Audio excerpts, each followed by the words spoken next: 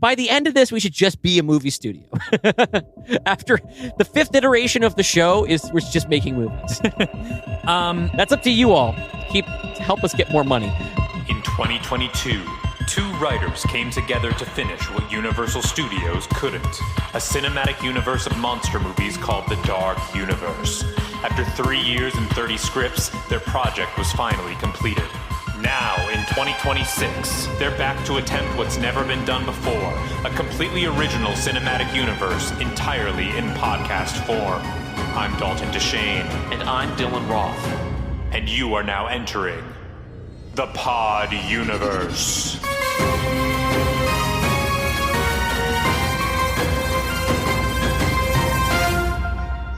Welcome back to the Pod Universe, the podcast where we have just finished phase 1 of an all-original sci-fi cinematic universe entirely in podcast form. I am your time-traveling from the past host, Dalton DeShane. And I'm your computer program from another planet host, Dylan Roth. And you are hearing us in the future. For reference, today is Monday, March 2nd, 2026. We are sitting down in top secret, highly confidential. Deep in the Pod Universe bunker. Yeah, to discuss targeted strikes on Iran. No, sorry, that's way too timely as we're recording this, but the war will be over by the time you're hearing this. Anyway, we are here to figure out what the hell we're going to do for War of the Worlds, our long-promised, highly anticipated first crossover of the Pod Universe, which I'm a little nervous about. This feels kind of make or break for the Pod Universe. It is. Like, when we did our first crossover last time, there was no pressure. No one was listening. Yes. Right? Yeah. And also, I hadn't, quit my job. Mm-hmm. and also, we had a bunch of, Universal monsters that were just, okay. The thing is that House of Dracula thing kind of sold itself as a jumping-on point for the show. Because we had some more recognizable names. We had Gita, we had Patrick, and who were able to be I'm playing Dracula. Yeah. I'm playing Van Helsing. I'm playing Frankenstein, the Wolfman, etc. This we have to sell with, I think, the significant hurdle of it being called War of the Worlds, but not being War of the Worlds. I've been getting a little bit nervous about if the title of the episode changed. No, it didn't. We're sticking to War of the Worlds. All right. When we promote it to the outside world, the Pod Universe : War of the Worlds. Internally, in our universe, on our show, it can be called War of the Worlds, but we really have to distinguish it, especially after the fucking Ice Cube thing. The Ice Cube thing? Oh, yeah. The Amazon Prime movie. Which also bears almost nothing in common with War of the Worlds. I know. So actually, people are kind of used to it. So maybe it's just the precedent that, this can be like that. That one's about robots or whatever. This one's about the multiverse. Yeah. But yeah, so we've got a lot, but what we've done that I like, and I would like to try and continue to do. Mm-hmm. I really like that every one of the stories we told is not just a chapter in this thing. It is its own movie. Yes. And so I would like, especially since this is potentially with a cast and everything, a big jumping on point. One of my highest priorities here is that it be coherent as a film, an imaginary film, by itself. I don't really know how that's possible with the sort of premise of it, because we can recap within the film. We have characters who, we're not, we don't have to have the inciting incident has happened already in the past. And I do think that we should put the director's cut of Pod People out in advance of this, to the general public as an opportunity to jump on. Because I think it's maybe a little bit of an easier sell for some folks. People who are going to be sold on the idea of our show as it currently is, they're already in. People who need another way on, perhaps just having an ability to this is the first episode, just listen to it, could be helpful. I mean, look, this is going to end up being, as we constantly go back to, this is our Avengers. Yes. Which both did and didn't require homework, right? It all depends on your willingness to sit down for a movie in which the, Norse god of thunder shows up and say, okay. Yeah. The thing is that it worked. A lot of people started the MCU, their journey there with the Avengers. Mm-hmm. My mother did not see a single one of these until she's like, this Avengers thing looks interesting. You saw it already, right? Yeah, I've seen it twice. You want to go again? Okay. And she didn't need me to explain stuff to her. She had questions because she was curious, but she got it.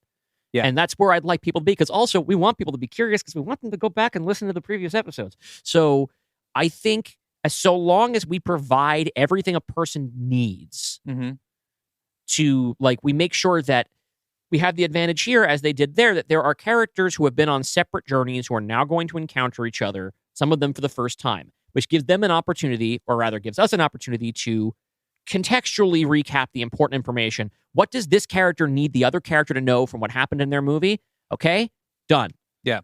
That's important. Yeah, I definitely think, providing context, even just for listeners who have been listening, but it's been 6 months since, the show's pretty Los Alamos dense. Yeah, let's make sure that we don't forget what's happened.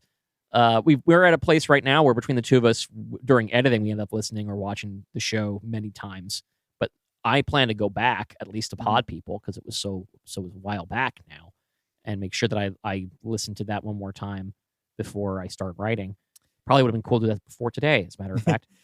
So we are here. We have not yet written a single word of War of the Worlds.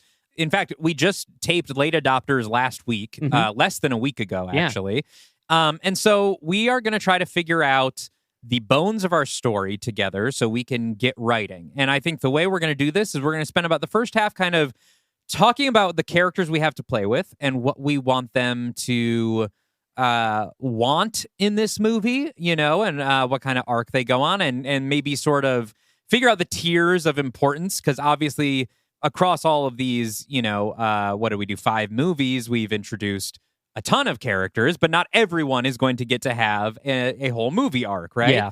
So the first thing I wrote down is kind of who are our Avengers, yes. right? Like, who is our core team of main characters that we are going to be following? And let's see if our lists match. Okay. Vincent Estrella, of course. Yes, of Vincent course. Estrella is our Iron Man. We gave him the strongest emotional arc in Pod People. Yeah. He has a lot of baggage that he can be dealing with. And then, of course, Stephanie Lee, who was also introduced in Pod People. Caitlin Wheeler, who has already been recruited. We now have Cora Winters, who has a mission that she will be bringing along Bill Malton and Arthur Tussit. Cool. And as a wild card, perhaps Xaria. Perhaps. I think Xaria could be like a little bit of our audience surrogate, someone who doesn't know what the hell is going on. Oh, you're talking about like the Pod universe, Zarya? Yes. Okay. I'm talking about Pod We haven't universe met Xaria. either version We of haven't her met yet. either version yet, and I have plans for that. Well, actually, while we're at the beginning, even though I don't have a plot outline like sometimes I do, I have, as I often do in these planning sessions, I do have an idea for a cold open. Okay, let's do characters first. Okay, before we get to the cold open. Okay. Yeah. I have a couple more characters you have not mentioned on my list. Really? Yeah. I have Liam Flores. Well, Liam's MIA right now. Liam is not MIA right now. We know, well, we last saw Liam and the other Liam in the post-credits of Pod People. Yes. They meeting have for found the each first other. time. They found each other. They're not They're with MIA the group. to our other, Okay. to our group. My intention was to do something with them here. I have him listed as a secondary character. Okay, sure. Yeah. But we also have here in our cast, we have the Prime Universe Stephanie Lee, as well as the Pod Universe one. Yes. And we have Grant Goodkin, who is currently a save state of his brain in a computer file, a computer server, presumably in the Prime Universe. Yes. Which, I have written as a secondary character, but again, not really conscious right now. Yeah. So I don't know how much he'll be one of our Avengers. Okay. All right. So if you're just talking about that, so who else do you have in your secondary characters? In secondary characters, I also have, by the way, Alano Bright. Oh, yeah. I figured that we were going to use him for this for sure. Alano, I think, is very important here. But Alano, I think, is going to be a little bit of our Frankenstein, going back to House of Dracula. Not in that he's a bad guy, but I think he's going to be sort of detached. Yes. His goal here is to just sort of preserve the function of things. I have thought of him not so much as a primary character, but as we talked about him sort of serving an Uatu the Watcher type role. And I thought of him maybe being sort of a triantagonist. I don't think he's going to be an antagonist. I think he's going to be a neutral party that by the end helps our heroes. And I have thoughts on that. Okay. But so he is kind of like tangential to the Avengers and may be an Avenger, but I do think he is part of the core cast here. Secondary characters, I have Liam Flores, Allison Estrella, Vincent's mother. Oh, yeah, Allison's got to be in this too. Who is alive, but nobody knows she's alive. Beepo, we've talked about Beepo. Beepo's got to be in it. Grant Goodkin, I don't know how much he'll actually appear in this, or just be sort of an idea that we find out about, or maybe there's not room at all. I don't have know. an idea about that too. I have Raleigh, of course. Raleigh, I don't know how involved in things he'll be. Depends on how much time we've allowed to pass.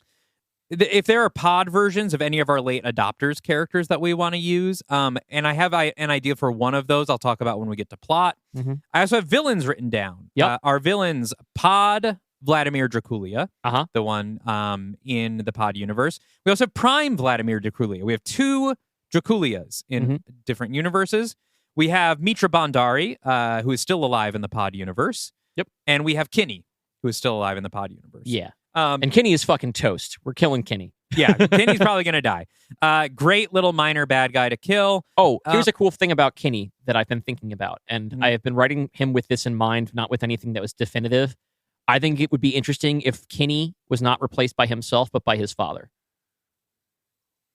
He seems to have had a complete personality transplant between the one that we knew, the one that was his roommate, and the one that's there. I like the idea. We don't even have to use it. I just think it's a cool backstory thing to think about. Yeah, that's fun. Yeah. I was trying to think if we knew Kinney's father. I mean, in my head, his father is a guy who was working for this company this whole time, and we mentioned that he comes from a rich family, and he was just kind of slumming it. I got interested in the idea when I was writing Merge Conflict that Kinney's father thinks of his son as something of a wastrel, and decided that in order to when he was going to transfer himself back to the Pod universe, instead of going back in his own body or into a stranger's body, he was going to become his own son. Just as a you've wasted your life, I'm taking it. Yeah, I like that. Yeah. I don't know if it's ever going to come up.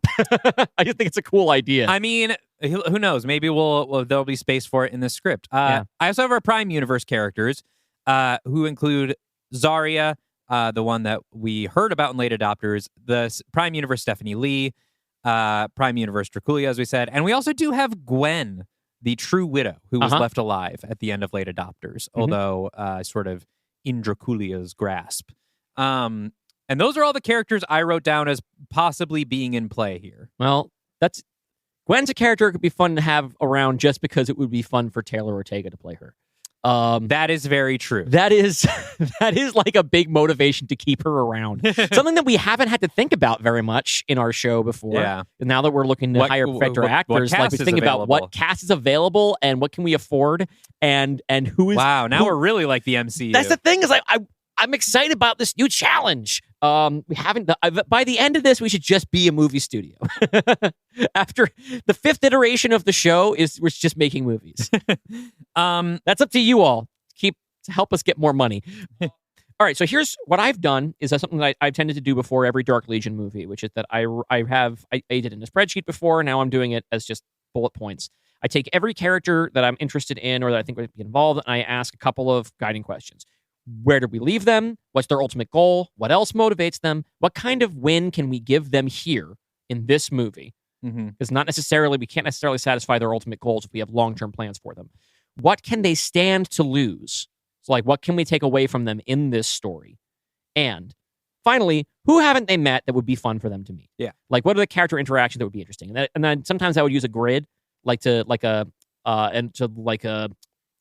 matrix to see what every character has in common or has in conflict. Those are all great questions. I did a much simpler version, with just for each character, I wrote sort of what their plot objective is and what their character objective is. All right, let's go character by character and compare notes. Yeah. Let's start with Vincent. Start at the top. Sure.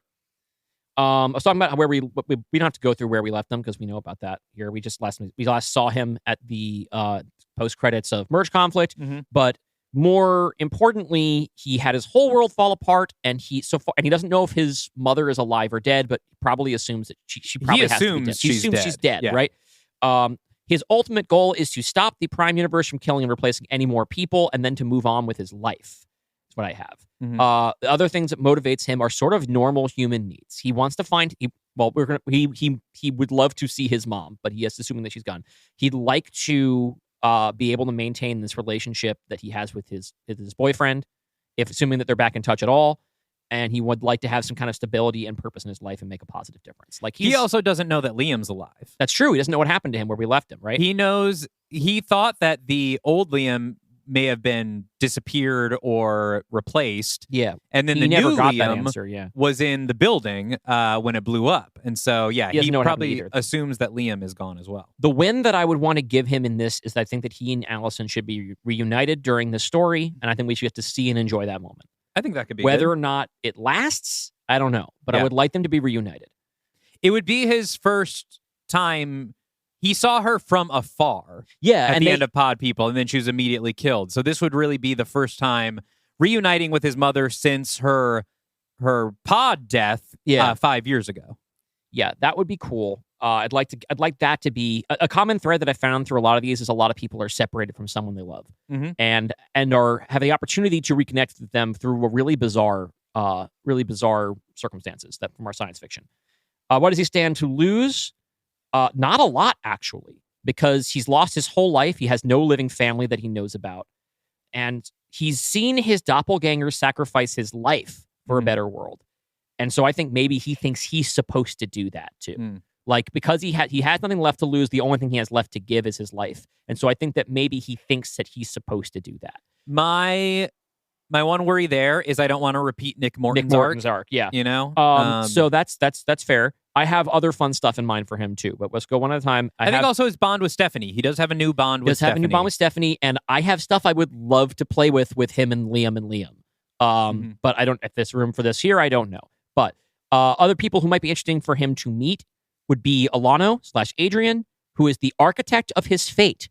Yeah. Alano essentially created the circumstances for him to be a different guy than he would have been in the other universe. So I think that's an interesting... As seen in the post-credits of Los Alamos. Yeah. So I think that's interesting. What do you have for Vincent?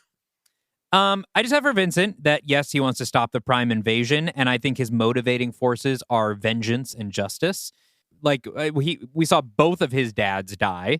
His good pod dad and his evil Prime dad were both taken from him, as well as now he thinks his mother and his boyfriend.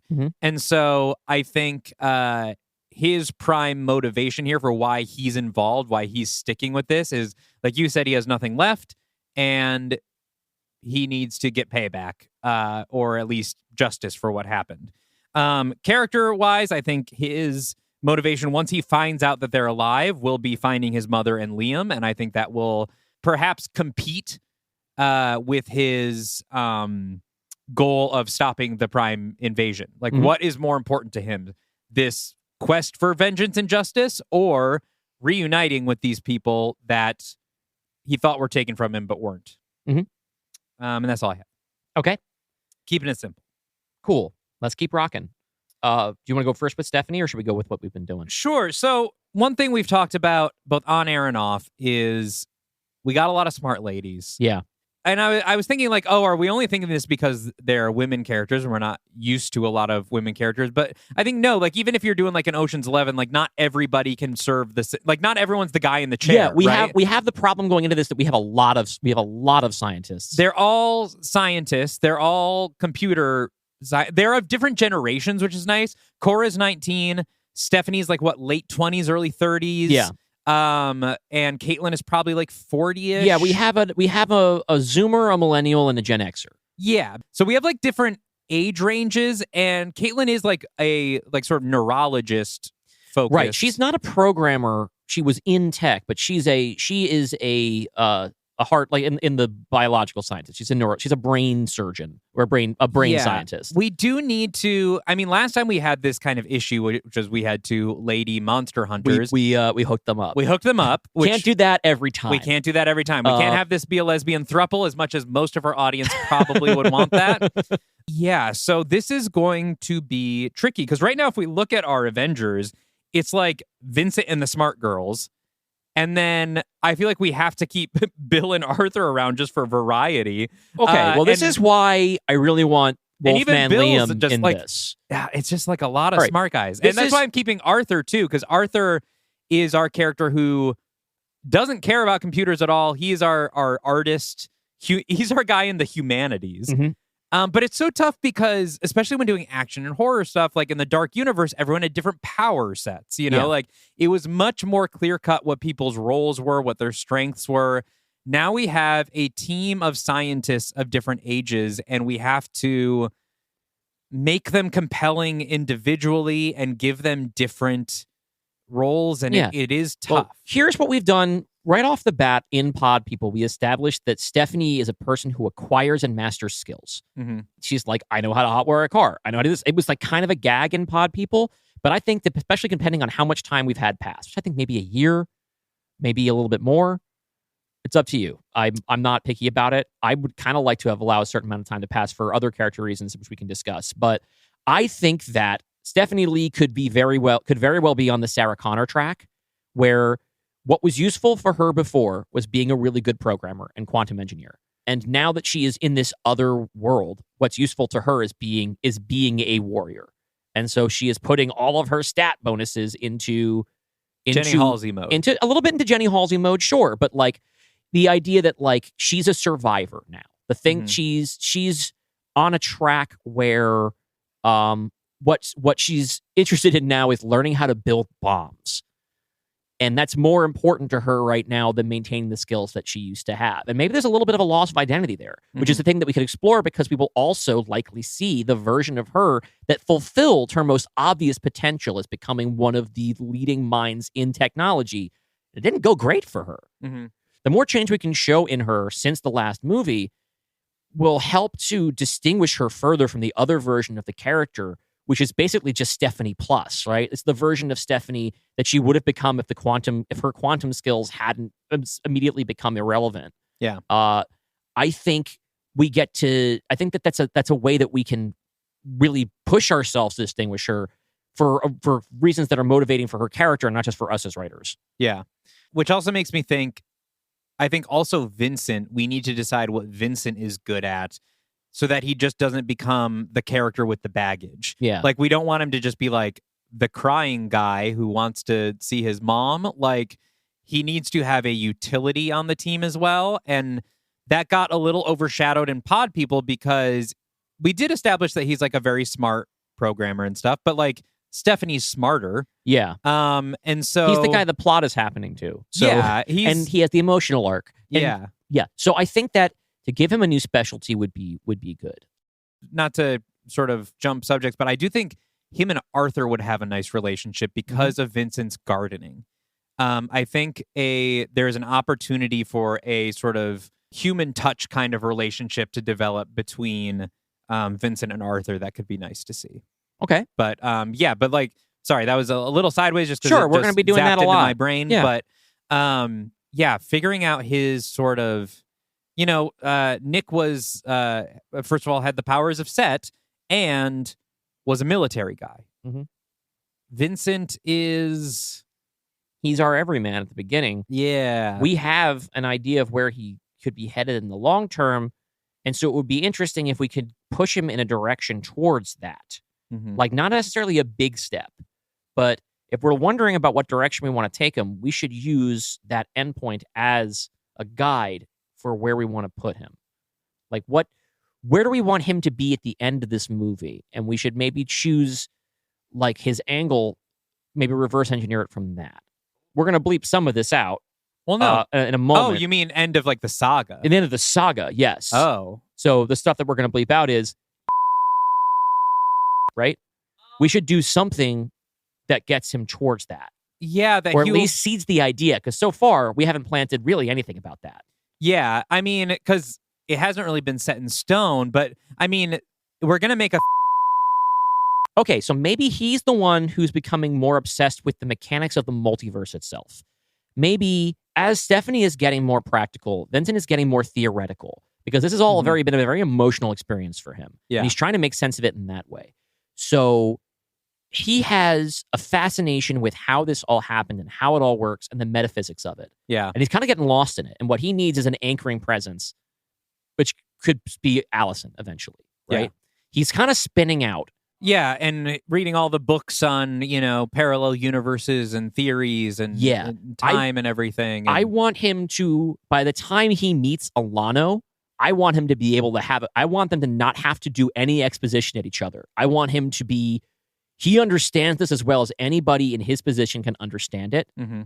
And so Alano, maybe when they start talking, it can be almost like peers because of how much Vincent is obsessed over how this works. I like that. I think that works for the main character because a lot of our universe is set up as this pod universe mechanic. This, the prime and pod and the parallel universe thing. Our thing is built on these sort of metaphysical concepts. And so having our main character be the one that is sort of emblematic of that, I think works. This also works really well with Arthur's thing, where Arthur's philosophy lends itself really well to multiversal interpretations, right? Like thinking about the size of you and your problems in your world. Now think about it in terms of the scope of the universe. Okay, now think of it in the scope of the entire possible arrangements of your molecules. Yeah.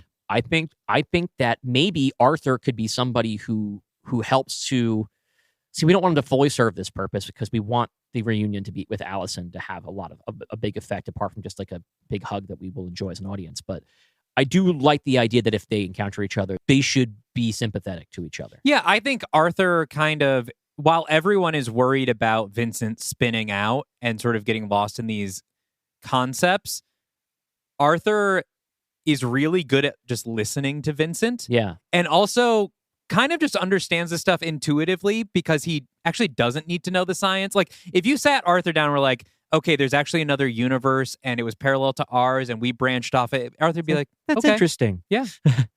Yeah. That makes sense. I knew that, you know? And so I think like Vincent might even gravitate to Arthur as just someone who doesn't like judge him and be worried about him and stuff. And, and doesn't feel pity for him and that stuff. Could be just it. Sort of. Yeah, I think maybe because we also have in this gang is we would have Caitlin there. And she's a mom, right? She's not a mom of a teenager or a grown up, but it's probably in her nature, as it is in the nature of a lot of parents, to see a younger person in trouble and be like, what can I do? Yeah. Right? And she's doing a little too much. I also think like a sort of contrast between Vincent and Caitlin. I think Caitlin is going to be very reserved on the adventuring side of things because she does have Raleigh to worry about and has already, like, Raleigh doesn't have a dad anymore. And she's she's presumably a fugitive now, like the rest of them, or at least her reputation's been destroyed by Alter's PR machine. And so she doesn't know what's going to happen to her son if she's gone. And she's doing all of this simply to keep her and her son safe. But that idea of safety being her priority means she doesn't want to be the one going out with the bombs. I think Vincent, though, is like the first person to jump through the portal. Like he is, because he's kind of lost everything. I think we can kind of take, maybe not that he thinks he should die, but just that like he has built this understanding and that is his purpose now. He's just like, yeah, if there's a portal to the Prime Universe or something, I'm jumping through it. If there is, something that if there's something we need, I'm going to get it. Like he's just to the point where other people might be worried about his recklessness, but I don't think it's out of like I need to sacrifice myself as much as it is like, well, this is all I have left, so I'm going for why it. not? Why would I hesitate? What's holding me back? Yeah, I like that. That's cool. It's also a little bit less hyperbolic, a little bit less melodramatic. Yeah. It's the kind of thing that if you were to see that behavior in somebody else, it would worry you. Back to Stephanie, because that's kind of where we went on our tangent. The only thing I have for her is, obviously she wants to stop the Prime invasion. I think part of that is to prove that she can. Yes. I think she's definitely got this chip on her shoulder. Absolutely. She's got a little bit of, I have written down here, what motivates her. What else motivates her? Ego. There is a mad scientist streak in her, and she's had to prove herself countless times in her life, and she's consistently excelled. Only circumstance, like the collapse of the quantum computing field, has ever held her back. So consequently, she is terrified of failure. Yeah. She wants to be the smartest person in the room at all times. It's going to be hard because we're about to surround her with really smart people. Yeah. I think that perhaps this is part of like her identity thing of like, she has decided that she is the leader of this group, right? And Caitlin's not going to argue with her about it. Vincent's kind of got his own thing going on. What kind of win can we give her? I was saying that she can close the portal for the Prime Universe or whatever. She can be the one who does it, right? But as we mentioned before, I think that it would be really important to give her at least a glimpse of the version of herself who was allowed to fulfill her potential. Because she is not the person that she imagined she was going to be. Her whole life has been derailed, turns out by her own doing. It was just the other version of her that kind of fucked up her whole life. Yeah. Saved the world, for her inadvertently, right? Yeah, I think there should be some curiosity of Stephanie about her Prime counterpart. Yeah. I think also it might be kind of cute too when we introduce Stephanie or something. She's constantly checking for wormholes in case her Prime counterpart is coming back. Like, just always looking under the bed, looking behind the desk, like making sure that like she has no reason to trust her Prime counterpart. Yeah, she doesn't know anything about her. And then Cora can maybe provide a little bit. She can kind of be the emissary. Yes. Cora is the only character that we know of who has interacted with Prime Stephanie. I think that our sort of kickoff of Act 1, not our cold open, but Cora has a promise to keep, which is to warn Stephanie on behalf of the other Stephanie. And I think that's how we open things up. Like, I think that is an easy way to get our characters together, unite our Avengers off the top. All right. So what we can be doing here is that they have, for however it is that our team is tracking or trying to track the appearance of these wormholes, they detect one and they go into action and they expect trouble. They're going to try and respond. Maybe we can establish that they actually have responded to a few other jumps. This is the first jump by this method, right? Yes. Okay, so maybe that's not that, but like they are going expecting trouble, and what they run into is Cora, and so they don't know if they can trust her. We know that. Oh, we know that Cora goes and talks to the guys first. That's never mind. I think if we want, my idea was if we wanted to start with an action sequence involving our characters that are already together, is maybe them raiding an altar facility to get one of those lists like they had in Pod Universe of like who's been replaced, and they can get kind of a partial list, and it tells them like, oh shit, the president has been taken, like... All right, there is a potential escalation of stakes. When they find out who these people are, what are they doing with them? Are they killing them? Are they trying to limit their access? Do they just want to know who they are? Or is the thing where it's like, oh, this guy murdered their doppelganger and is now acting as an agent of our enemy? We should shoot that guy. I think we're getting a little further away, I think, probably from what we want to be doing in the movie. Thing. I think individual hits are going to be too risky for them, right? Probably. Like, and it's kind of small potatoes. Like, they need to stop the entire invasion. Right, and individual hits would just endanger their ability to do more. I think it's more about seeing how far this is spread. Like, I think what I want this to also communicate to the audience is how big this problem is. Because in Pod People, we saw that a lot of tech people had been taken. But if we find out, like, oh, the president... Yeah, powerful people in all 60 fields. members of the Senate, whatever, have been taken. Like, this is not something we could even, like, inform the press about because the two conglomerates that own every news station are already controlled. Right, okay, yeah, so they can be getting that information.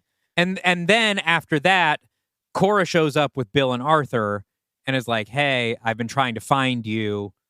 We, come up with how she found them and stuff, and that's how they sort of get together. But anyway, back to character stuff. Okay. The next character let's stick to your list of main characters that you have. I have Caitlin. Okay. Which I have her, plot objective, stop the Prime invasion, because she wants to prevent what happened to her husband from happening to anyone else. Yeah. She also wants to save her son and herself now that they're being hunted. Her character motivation, once she learns, will be similar to Vincent's. Once she learns that there is this computer version of her husband, she wants to save that, which also could run counter to their goals because it's in the Prime universe. And if Vincent's plan suddenly is to sever the connection between the Pod and Prime universe permanently, then she'll lose a chance to get then him back. She's going to lose her husband. We can actually tie these two stories to the same inciting incident here. This place where they go to this facility where they raid to get a data cache or whatever. When they are doing that, she can actually trip. She can stumble over evidence that Grant's upload has been sent to the Prime universe. Sure, yeah. So that way we can kick that off right away. And so I think, and could also maybe call her motivations into question from the beginning.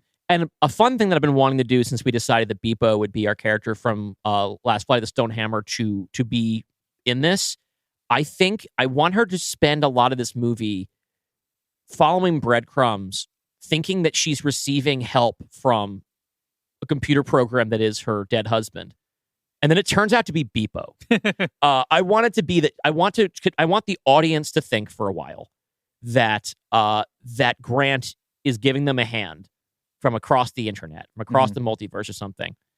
And then to be disappointed / pleased / very as surprised as our characters are confused that no, it's Beepo. It's an alien. It's an alien AI that has been transmitted to Earth in advance of the arrival of the Lost Shepherd to try and collect information about what the fuck is going on over there that caused their whole physics engine to stop working. Yeah. Which gives Beepo an excuse to be there. It allows me to keep our aliens in space for more space adventures before we immediately introduce the idea of space invaders to our already complicated multiverse invasion story. Yeah, I do think the presence of the Stone Hammer needs to be felt in some capacity because it was one of only 5 movies in our first phase. So I think to leave it out completely would be bad. Yeah, I don't but I think Beepo is a good compromise because first of all, fan favorite character. Everyone loves Beepo. And also, there is a convincing means by which he could arrive at Earth before the rest of the gang. Why would Beepo be interested in helping Caitlin? Because he's a sweetheart. I think that his main goal is to do reconnaissance, and because they are responsible for the destruction of their civilization through their meddling with physics, this makes Alter and company consequently like the enemy of like his target, right? He's been sent here to find out essentially who is responsible for their plight. The people responsible for their plight is the Alter of the Prime Universe. So there is a degree of enemy of my enemy is my friend potentially here. They're trying to take down this thing. Maybe there's in the sense that like, is it possible to repair the way that our universe works through this? He's still figuring it out, right? He's here to collect information and deliver jokes. And so I think that perhaps also he's a program that, like our current real life, not really AIs, adapts to its user and is designed to validate people, although within the framework of trying to extract as much money out of them as possible. I think that maybe he gets attached to Caitlin and Raleigh a little bit. I also had another idea, which is I see the idea in Merge Conflict that Caitlin had been working on a neural interface before she got moved over to the project about copying brains. I think that maybe she still has a prototype neural interface actually in her brain, and that Beepo gets in there, and that she becomes the person who's interacting with Beepo, and that's what connects them. Like Beepo is like, that's an interesting technology for this primitive planet to have. Hops in there, gets to know her, lives in her head for a little bit, and also imagine an exhausted parent dealing with a hyperactive AI that is essentially amoral. I think in a way, she'd be better at handling him than other people. I think there's an opportunity here where my mind is going as we're talking about this is one thing I don't think we really did in the Dark universe, but feels appropriate for a sci-fi movie like this is I kind of want Caitlin to sabotage their plans. Okay. Like to sort of be not working for the other team, but like if she finds out at the beginning that Grant is in the Prime universe, uploaded to a computer, and then she's talking to Beepo, and I think one of the reasons, like if we do this neural interface things, one of the reasons Beepo wants to stick around is because he knows that they're plotting to sort of stop all this that's happened. Once the plan becomes we need to sever the link between Pod and Prime universe permanently, Caitlin has an issue with that, and so does the Stone Hammer, or the Lost Shepherd, right? Yeah, it doesn't matter. The Lost Shepherd, because they think, well, we need to undo what happened. We need to get physics working again. The only way we can do this is to have some sort of contact with the other universe. And I would actually, it might be good if we tease this Beepo thing. Not only Beepo does appear, but could we have Caitlin talk actually remotely with a couple of our Lost Shepherd characters? That could be cool. Yeah. And like from afar, and then be like, you need to stop this separation from happening until we can get there and see what we can do. What do you need our help with? And so it's sort of like Caitlin with the Lost Shepherd crew are trying to stop their plans from within, and can kind of set up a very sort of understandable sabotage plot that then our heroes have to I like the idea of putting them at different, like in the last one we dealt with very plain good and evil separation, and we don't have that here. Like except the idea of being able to put our characters at cross purposes in the long term, as a matter of fact. So yeah, I like that. I also would like to find a way in the long term to build a little bit of friction between Earth and the Lost Shepherd so that when they do meet, it's not necessarily amicable. That's the thing. So this would help to build towards that. If we talk about, we want to think ahead about like what our next crossover conflict might be like. This could be a way to set up that potentially that next conflict could be interplanetary. Yeah. That's probably, I mean, I haven't decided for sure what I want the timeline of that to be, but surely one option for our next crossover would be when the Lost Shepherd arrives at Earth. I mean, I will say I'm going aliens mode in the next phase. So that makes sense, especially given the timeline that we've been kind of discussing behind the scenes that we still won't talk about here. But it is, I like the idea that by the end of this movie, when Beepo returns or is sent back, right? Either because he does or understand the situation or through some misunderstanding of the situation or garbled communications, he comes back to the Lost Shepherd as a portent of doom. He essentially comes back and says, maybe truly believes, these people are a problem. They are not our friends. And if we want to get what we want, we're going to have to do it by force. Yeah. And that would be a fun thing to do in this story. So I like the idea of having Caitlin be his avatar here and have it be entirely understandable because what she wants is to reunite with Grant, and what they want is probably to maybe even to port over to the Prime Universe. Yeah, possibly, where physics works the way they expect it to, but other than that is the same universe. Yeah. And although, theoretically their war is still raging just as it was before. Yeah. Whereas now they're in this universe, their civilizations are probably completely destroyed. Yeah. Or maybe just identify the source technology and see if there's a way to undo it or whatever. They don't want to cut off this avenue to other options, especially if they're so far away. They don't want this thing to be over before they get there, which actually would be a fun way to use the metafiction of, can we not do the movie without us, you guys? Yeah. Be like, well, we're going to do this one without you, but we're saving some of you for the rest of it. Yeah. Also, since we've been talking about this thematic idea of everyone's trying to sort of reunite with a family member or something, Cora's found her family here in this universe. Vincent's mother and boyfriend are still here in this universe. Caitlin's like, you guys have your families here. You can find them. They're here. Mine is over there. This is my only way. There's only one version of my husband left. Yeah. And he's a ghost in a machine somewhere over there. And now you're saying you want to cut me off from him entirely. That's not fair. That's easy for you to say. It's not fair to me, and it's not fair for my son. It doesn't have to be a fully selfish thing, right? Yeah. Like, I'm trying to reunite my son with his father. Yeah. That is a very understandable motivation for her to have. Yeah. I think that's a great angle. Now, I do want to talk about, let's talk about Cora, because she's the last of our potential big leads, right? Yeah. Cora, I think, she wants to fulfill her promise to Prime Stephanie and go find Pod Stephanie and tell her that, like, the full-scale invasion is coming. I don't think she really has, like, I was trying to think why she would then be like, yeah, and we need to stop it or whatever. Like, I think Cora's kind of happy. She has found her new dads, and she's delivered the message. She wants to go back to being a kid. But I think Bill can't help himself. I think Bill, who spent his life railing against the quantum computer only for it to never show up, he hasn't learned the lessons of his Prime counterpart. He still wants to make an impact. He still wants to make a difference. And he's always been him against Silicon Valley. He's especially been him against Alter while he was writing the anti-quantum stuff. Like, all that stuff about them shutting down his businesses happened in this universe. He wants that revenge on Alter. I think he can't help himself. And even when it's putting Cora and Arthur at risk, he's like, no, we have to stop this. Yeah, I think that he and Stephanie, I mean, he latches on to Stephanie's sort of mission of maybe like sort of destruction a little bit here, and can be, but yeah, I think I like the idea of him being a bad influence on her. Yeah.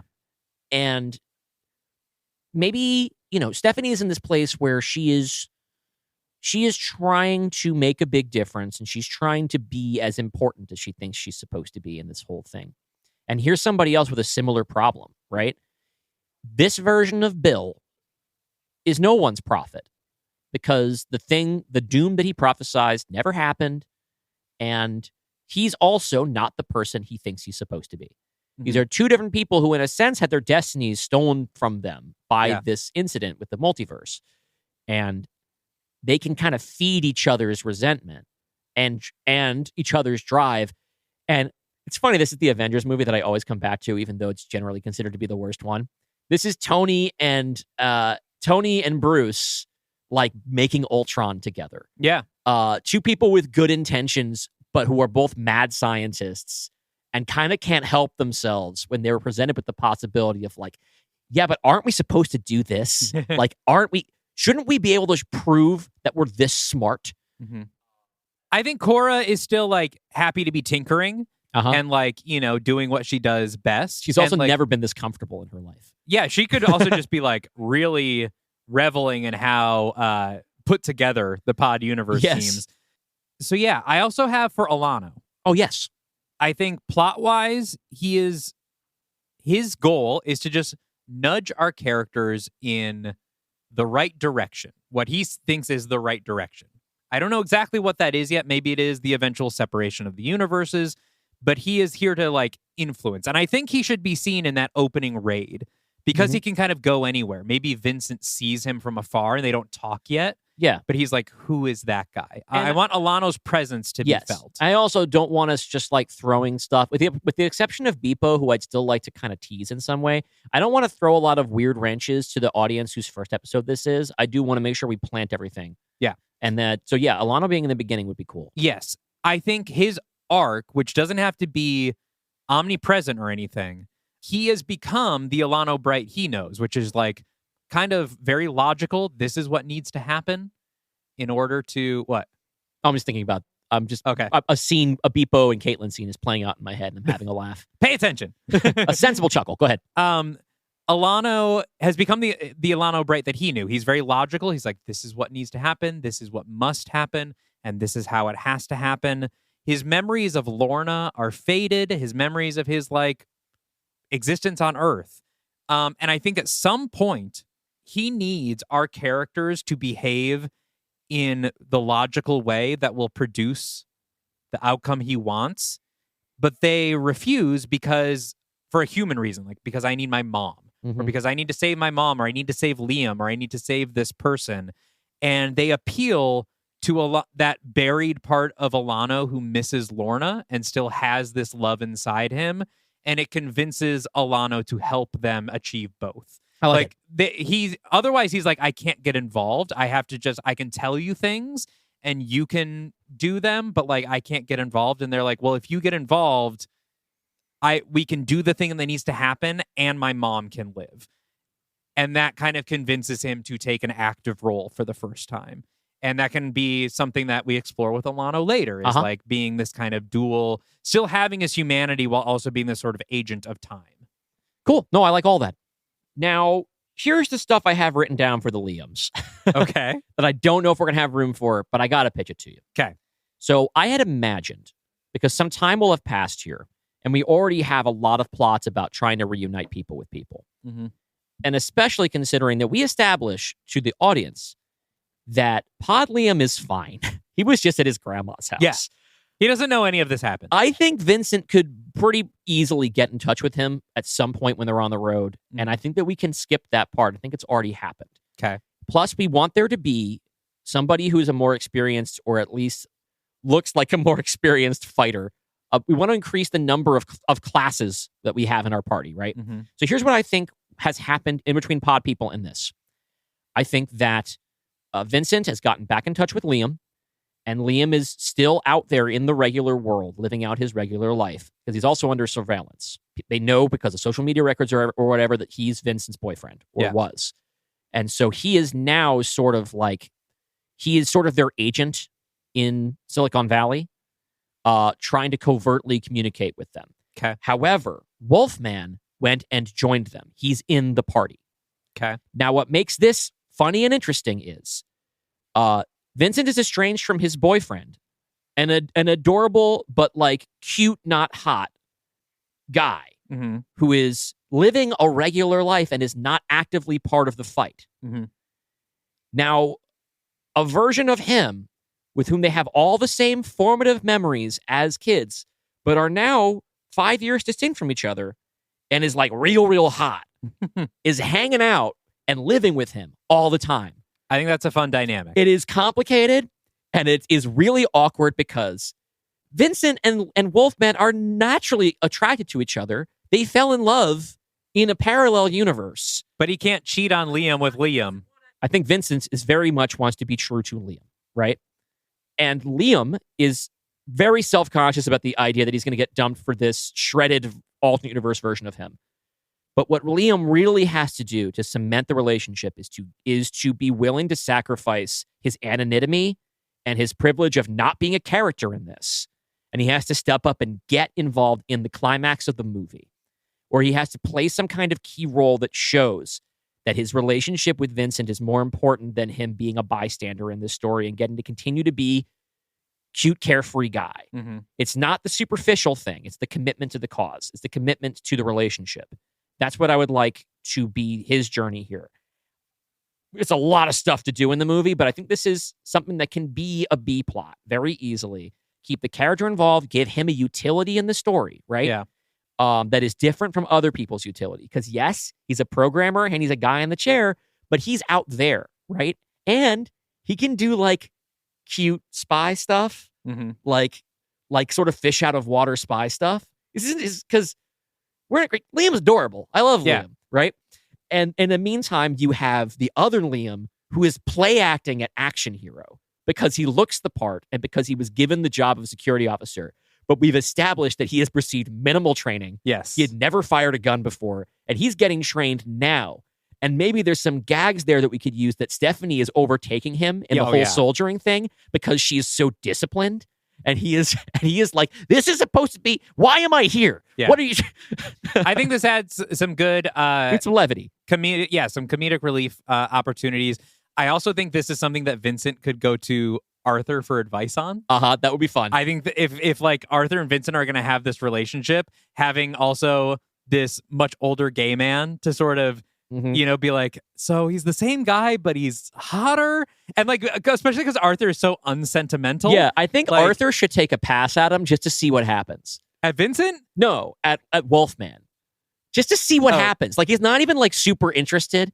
He's just like testing it out. It's like, let's see how down bad is Wolfman? Would he be tempted by a thin, bald man in his late 70s? Yeah. But yeah, I like that as long as we can. Now, these have to be like 2-minute scenes. That's the thing. It's like it has to be kind of in the background because we have so much else going on. But I think the joke, the levity options make it worthwhile. So we do have sort of on the team the two Liams in different capacities. Yes. And as minor characters who don't have to take up they don't have to have the two of them and Vincent, though Vincent also has other stuff going on, get to have one arc together so it doesn't add a lot of fat to the story. Yeah. And maybe one of the things that Liam does helps to reunite Allison and Vincent. Right? Sure. We can make that, the more we can glom that pod people stuff together, maybe the easier and more efficient it'll be. Yeah. Because we're doing plenty of cross-pollinating. Yeah. And Pod People is our Iron Man, right? So if we have to prioritize advancing one of those group of characters in this crossover, that's the one. Now, here's the thing. We have not left any room so far in this for what's happening in the Prime universe, and I feel like that's probably an indication that we should really prioritize that our story takes place in the Pod universe and not in both, which I originally thought we were going to do. What I was going to say is that the cold open takes place in the Prime universe, and our climax takes place, like the very final climax takes place in the Prime universe. Okay. But other than that, we don't see it. Sounds perfect. Yeah. Maybe maybe just like a beat in the middle to remind us of the setting and to set the state, like at the midpoint, right? Yeah. Beginning, middle, end, little dots. Yeah, I think that's why I think Gwen probably won't actually have much of a role to play in this. Although perhaps we could see her in the future if we revisit the Prime universe. Yeah. But yeah, I was thinking just cold open, which we'll talk about after the break, and the finale, which I also have ideas for. All right, cool. I'm excited for that because I have a couple of plot thoughts, but mainly it's a crutch at this point. I frequently in these crossovers rely on you to create the germ of what the story is.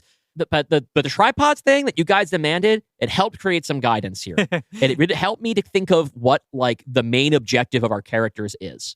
So that's helpful. We also have to talk about what the main objective of our villains are, and maybe we can talk about that in the plot section. Okay. Because that will be what drives us. I do think that what I have answers both those questions. I also have villain answers, so we'll see how they compare. Great. All right, let's take a quick break. I gotta pee. Cool.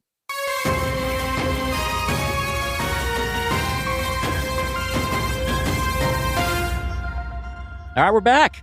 Let's break the story, homie. Okay, I mean, I don't have as much as I usually do, where I would have like a real objective. But you have a cold open. I have a cold open. I think cold open pays off the promise of the late adopters mid-credit scene right off the bat. I think we start with Draculia taking over the Xarian headquarters in the Prime universe, which gives him and Alter access to a portal back and forth for the first time between the Prime and Pod universe, the only portal that does not kill the other person or rewrite their brain. Yeah. So it is essentially a matter transporter across universes. Yes. And I think we can have a little monologue here from Draculia, maybe that recaps some of our plot that we need. Yeah. But also reveals that their intention here is that when the Pod universe was created, the two Draculias would not agree to one of them being killed for the other person to go over. So they have been waiting to do the full-scale invasion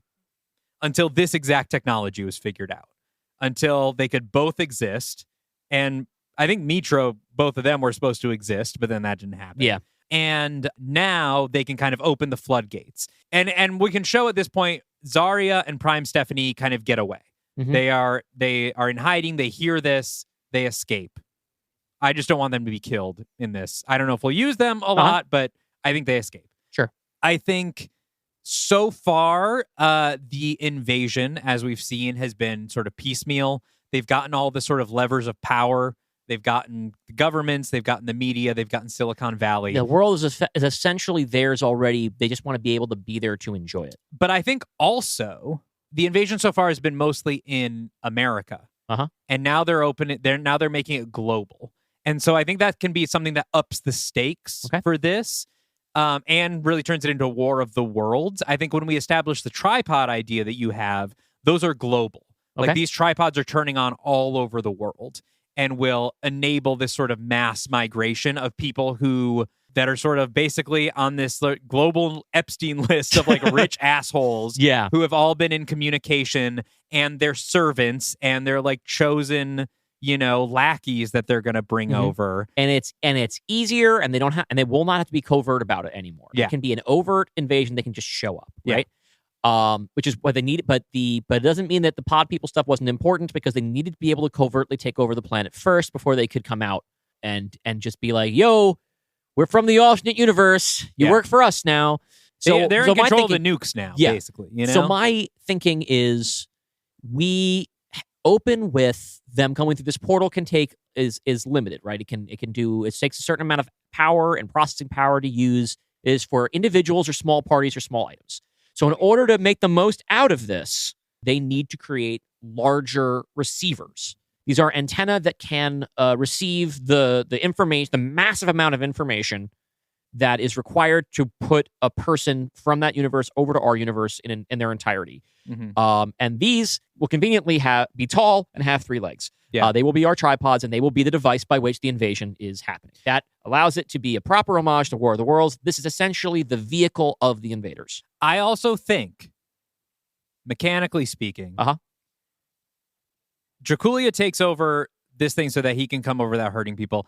I don't think they care about that for everyone else. And the fact that they've had to be building things all along, I think the people that come over for the tripods do kill the people in the pod universe. That it is essentially a very escalated, like it kind of sucks all that DNA information, and, it's almost like a nuke going off, where like everyone is radiation poisoned to the point of death, and then their new people they're come immediately out. So the idea is like it's happening en masse. It is a bomb that atomizes and replaces individuals at a large scale. Because if they leave them alive, that's just more people that are against them. Yes. And like they don't care about that. And also it kind of deflates the stakes of our story. Like we began with the idea that that people being replaced by their doppelgangers is a mortal threat to anyone this happens to.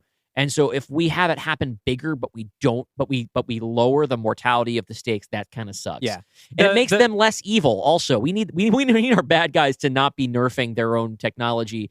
We need to be scared of them. Yeah, the Xarian portal is like tip-top exclusive. Only, like even the president didn't get to use it. It's only like Draculia's inner circle get to come over and stay alive on both what's sides. The timeline here? When is the invasion of what's it called? Island X? Sableman Island is what it's referred to as in. But we're referring. It's the Xarian portal. When is the Xarian portal taken relative to late adopters and our current time of the story? How much time has passed? I would say within a couple months, because he gets Gwen like right away. Time to torture her, get the information, plan the attack. I don't know, a month or two. I think it happens pretty quickly. Okay. Because I do think that once they have that, then we need a little bit of time for them to build these things, right? Yeah. That gives our characters some time to have had things happen to them. Well, also, they have to beef up the portal, because Stephanie said with Cora's computer, only one person could go through one time. That's why Cora goes and no one else goes. And so that's been used. So they do need time for Alter to beef up that portal so that it can be used by Draculia. Okay. I would like, for a couple of reasons, mainly that I think it's interesting when we allow space for characters to not be exactly as we left them. Mm-hmm. We've talked a little bit about the changes that have been going on with Vincent and with Stephanie. Yeah. And like the relationship that changing weird relationship. Time for characters who haven't met to get to know each other a little bit more, establish a dynamic that we can explore. Yeah. And also, not that I want to add another character, but Raleigh was 3, and so essentially a prop. Mm-hmm. Now he could be like 5. You want to go 2 years? I don't know, maybe. That really throws a kink in the Cora going to warn Stephanie thing. Okay, though, fair enough. If we go that far out. I was thinking like 6 months. 6 months, okay. Yeah. 6 months, also a lot of time for a 3-year-old. But it doesn't have to be, and he can still be a prop here. It's fine. Look, you can bleep this out, but... And we're back. You don't get to know all of these things. we gotta keep some of the surprise for you. We have plans, damn it. Yes. Yeah, okay, so I like that stuff. 6 months is fine. A matter of months. Yeah, I think 6 months. Because also that Cora would find it hard to find them because they are in hiding. Yeah. So I think it makes sense for some amount of time to have passed. Yeah. And that's also enough time for them to beef up the computer in the Prime universe, and start this sort of full-scale invasion. Yeah. Okay, that's cool. So we've talked about, people have heard it in the movie by now, but you've brought up this idea of the tripods as like these sort of powerful portals. I think those activating all over the world is sort of our ticking clock. Like, this is what we need to stop, right? Like, we need to find out about this early because that sets the stakes. Yeah, because they're building them to all be completed and go off at the same time in order because no one really knows what they are, and they want to eliminate the risk of doing one of them and then people getting wise and destroying the others before they go off. So it's meant to be essentially a global event that they're going to try and do all at once, because by the time anyone figures out what's going on, it'll be too late for them to stop them. Yeah. So that is a reason for us to have a single point of failure or success for our characters, and multiple objectives that they would have to decide whether they can't possibly destroy them all at the same time. Mm-hmm. So we need to have some kind of Death Star port. So that I know what that is. What is it? Well, first of all, or are they going to kill it with a virus like in War of the Worlds? No. So I think they can find out about the tripods accidentally in that data dump that they get. Okay. Like, they go in and they steal this information just trying to find out who's who. And then, like, later when they're sorting through the data, Stephanie or Cora or whoever is like, whoa, guys, I just found something else. And they find the plans for the tripods. Mm-hmm. And we got to set our stakes early that, like, yes, this is a global invasion. It's big. This is what we're up against, kind of thing. Mm-hmm. At the end, I think the thing that I've been shooting for since the beginning with Pod People, the key that is linking the Pod and the Prime universes together, that keeps them connected, is this single dark matter particle held by Alter in the Prime universe. Mm-hmm. Yes, we have all these different portal technologies, But these two universes are basically held together by a string. This is a dark matter particle. I think we say it's from the pod universe that now exists in the Prime universe that is keeping them tethered together. So while some of our team might be having the mission of shutting down as many, portals as they can or tripods as they can or whatever, someone, I think Vincent, needs to go into the Prime universe, grab that particle and bring it back. And that will send the universes apart and sever this tie. This is what Caitlin wants to stop. This is what the Stone Hammer wants to stop. But once that's done, the tripods are useless because there's no longer any connection. As soon as Vincent is back through the portal, relying on the technology. Yes. As a result, that thing is very heavily guarded. It's in Alter's control. So it's going to be, that's our sort of covert operation while the big action stuff is happening. That's our thing we have to get. Okay, that works. That's simple. Which is why I designed that thing, that particle. There needed to be just a simple, thing at the center of it. But all the way back to hell on earth with that one. Let's talk a little bit about Mr. D. Yep. I've always kind of thought it would be cute because the thing is, our audience knows whether or not it's important to, and I don't think it should ever be important to our saga. But our audience knows that's Dracula from the Dark Universe. Yes.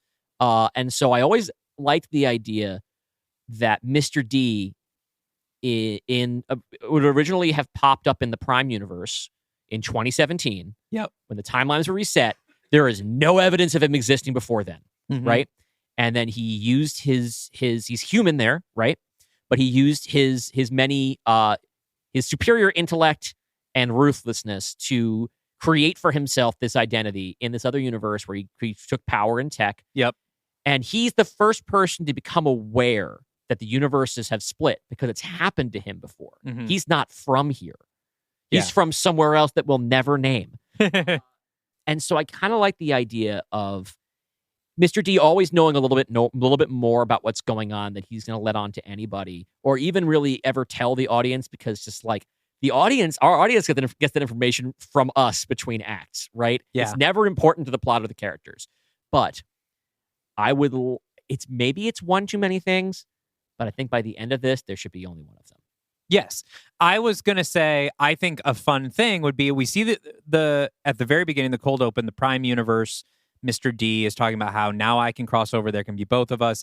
And then maybe we ignore Prime universe Mr. D long enough that the audience kind of forgets. And in our climax, we have this victory where they kill Mr. D.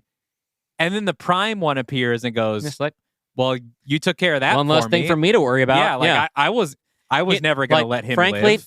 I wasn't sure I had it in me to kill myself. Yeah, exactly. And but then, Devil. I think we could probably keep him alive for, whatever comes next. I want to keep him around because I think that what Mr. D wants, and it doesn't necessarily have to have, I don't want us to talk about vampires in this show. No. What he wants is immortality. But of course, for him, it's getting it back. Yeah. Right? Because he was born in the 1400s. He wants to attain immortality now in a world with completely different rules. There is no magic for him to exploit. Yeah. He wants immortality. It also serves us for him to attain it. But that is his goal. Yeah. This was all just, he arrived in this new world and then it got completely fucked. And that kind of got in the way of his grander plan of becoming Dracula as he thinks of himself, right? Yeah. And so now that can be his next goal. Yeah. I like that. You've eliminated them. His next thing is all right, now I'm going to become immortal. Yeah. Is this something that we have to necessarily approach right now? Not sure. But it is something that we should have on our roadmap. If we're going to keep him around, I think that should be what he wants. Yeah. Now, where do we want to leave our world when we're done with this? How much will the average person know? How much are we going to radically change the world of the pod universe by the end of this story? Is everything gonna kind of go back to normal? Is the average person going to be aware that this even happened? I think we should maybe we let just Alter take the fall. Okay. Alter crumbles, and because I think maybe our heroes will decide, look, so many people in power are from this other universe that we have no way of proving, and if anything happened, like everything would just be chaos. And at this point, the universes are separated, so there's not even like any motivation. Yeah, you know, they can't do any more harm than the versions of them that were here already who already sucked were gonna do. We do have that nice little thing where we can play where these are mainly the vampires who are ruining our current world who've been replaced. I'm trying to remember what I'm stealing this from, but there was another alternate universe story where they decide to conceal the existence of the alternate universe because of the social damage it would do for people to find out that there's another world where like their dead loved ones might be alive. Yeah.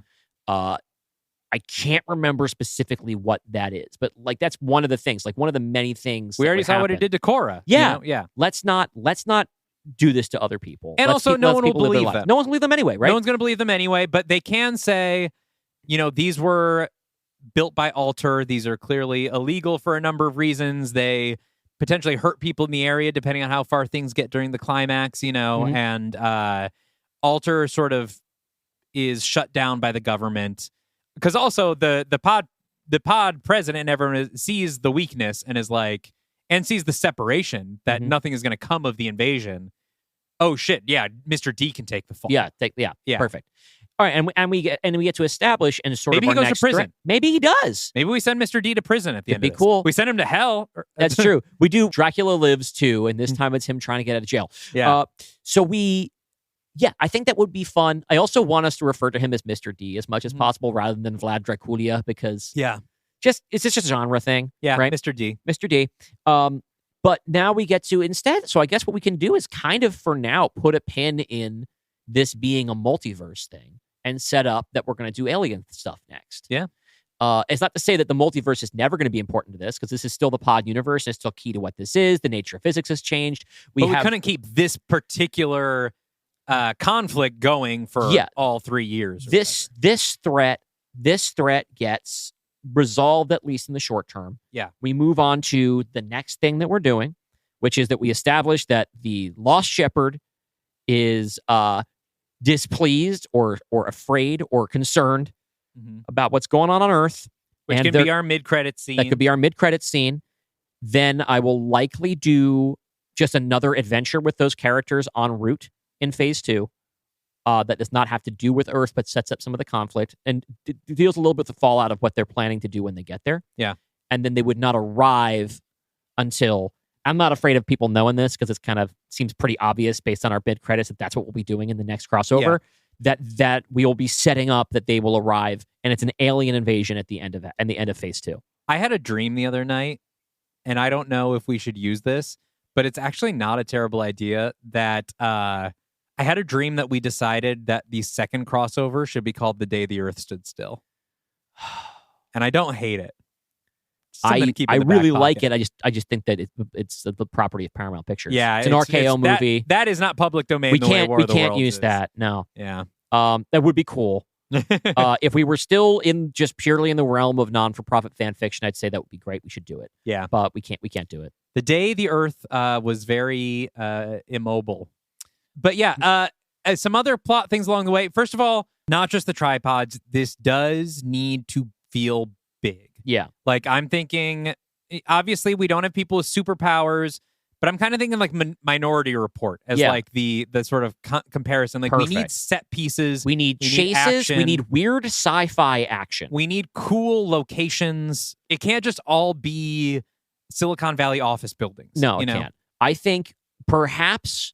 we need the Prime Universe folks to bring some weird shit with them back into our world. Complication, anything that they were to bring from the Prime Universe to the Pod Universe that operated requiring quantum computing would not work because the electrons would not move properly. But something else, something weird, some kind of weird technology that they have that would create a good chase scene, for example. Or these are things we're probably going to have to ponder a little bit. But we gotta have this is our big blockbuster. We need to have a chase. We need to maybe not have fights, right? Like, because again, it's not a superhero movie, but it is an adventure film. It is a thriller. So chases for sure. Mm-hmm. They need to be after somebody. They need to be hunted at some point. Yeah. We gotta have an opportunity for some horror, right? Because that's important to us. If we can work in some body horror, that would be cool. These are things we're probably going to have to work out as we're getting the beats of the plot down. I do have a couple plot beat ideas. Let's talk about it. So first one I came up with today that I think is funny. I think it would be funny if at some point they do need someone in Silicon Valley, like a tech CEO, someone with like access to resources that they don't have access to, whether it be money, whether it be equipment or something like that. And they're like, well, we have no idea. Like, we have this partial list of but like, it doesn't have everybody. We don't know which tech CEOs we can trust. Oh, so they go after Callum MacLachlan's character. Yes. Cora's like, well, I know one tech CEO who hasn't been replaced, Ervin Pope. And inspired by kind of our conversation with Taylor Ortega, they manipulate him by hacking his sexy anime AI chatbot. I like that. And like using it to like, get him to give them resources and stuff. With Abe as Kyle MacLachlan. Oh, that would be fun. Yeah. Get Ervin Pope involved, I think would be funny. Yeah. And that would allow us to see one of the late adopters characters and their prime counterpart or pod counterpart. I've had this idea for a while that I think maybe one of the early sort of plot motivators is finding Xaria. Okay. I think by setting up Xaria as this sort of imposing figure in late adopters, we kind of should pull that trigger. Yeah, here. we have to do something with that. If not here, then you'd have to have plans for it somewhere else. She's got to show up at some point. I think this idea that like there is some tech problem that they can't solve, and Cora's like, well, that's exactly what Xaria is good at. And everyone's like, who's Xaria? Because Xaria hasn't started the Xarians in this universe. There's no never reason for her to do that. Yeah, like I think she's literally just like a hacker that sits at home in her basement. Like she's nobody here. Like she has like, you know, like she's getting a lot of free pizzas delivered. Exactly. Yeah. She's just like living the hacker life. But Cora knows how brilliant she is because she like worships her there in the other universe. And they need to go find her for something. And I think that gives us like we were talking about a new character who doesn't know what's going on, a sort of audience surrogate, but also unfortunately another brilliant computer lady to add to our roster. Well, all right. So I think that this is another just needs to be a supporting character. Yeah. We can't add any more tech geniuses she needs to have to the like team. A huge arc. Yeah. But I think they need her help with something and she can kind of stick around. Or something. But I think here's my pitch. This is nothing. This is just a character that we haven't introduced yet. And so the more we have to do with her, the more it's going to clutter what we already have a lot of stuff we have to do. So I think that we have a point in the movie, probably somewhere in Act 2, where we need to go and have her solve a problem. Then she's gone for a while, and then she plays a role in the climax. Sure. Maybe even just from her desk. Let's keep it simple.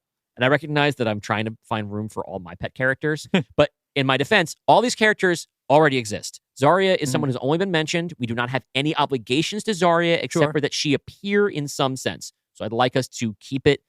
We can go back to her after this. She can have her own whole movie in phase 2 if she wants. Yeah, I don't think she needs to be a main character in this, but I think we need to pay off that the sort of promise of like her brilliance that's established in late adopters, but then without any of the purpose here, and just sort of let her exercise that and see this version of her. This could also be a fun reflection for Stephanie, right? Because she's like, is everyone cooler in the other universe? And then I think she has to maybe make the realization that like, no, what I'm doing is also cool.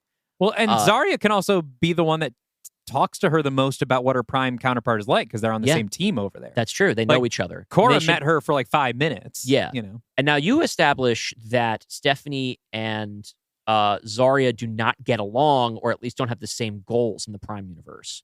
Oh, yeah. We plan to do something more with that we just do not have room for here. I also just said something stupid because our Xaria doesn't actually know prime Stephanie. This is Pod Xaria. She doesn't know anything. No, but I mean, like, they should. Cora knows that they know each other. Yes. And so that maybe they're seeking a degree of connection. Like, or at least we can tease what we think their dynamic might be like. Sure. But I think that here's an opportunity for, depending on where this happens in the movie, where Stephanie's arc is,